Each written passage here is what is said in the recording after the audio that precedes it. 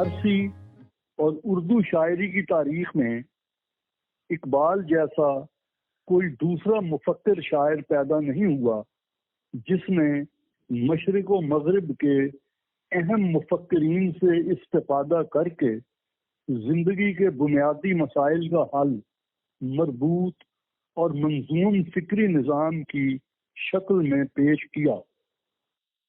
اب ان کی رحلت کو 82 سال گزر چکے ہیں۔ ان کے افکار بر صغیر کے مسلمانوں کو متاثر کرنے کے بعد متعدد دیگر ممالک کے اہل نظر کو بھی متوجہ کرنے لگے ہیں۔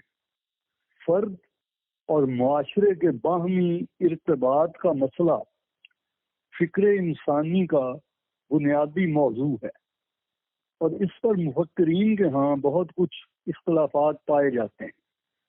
اقبال کے نزدیک افراد کی تعلیم و تربیت کے لیے ایک ایسا نظام چاہیے جس کے ذریعے پہلے چند اہل ترین افراد پیدا ہوں اور پھر یہ افراد پورے معاشرے کی تمام بنیادی مادی، ذہنی اور روحانی ضروریات پوری کریں تاکہ ایک ایسا معاشرہ وجود میں آئے جہاں ہر شخص بلا جبر و اکراہ پرسکون اور مطمئن زندگی بسر کر سکے۔ انہوں نے فرمایا ہے، کس نہ گردد در جہاں محتاج کس، نقطۂ شرع مبین این است و بس۔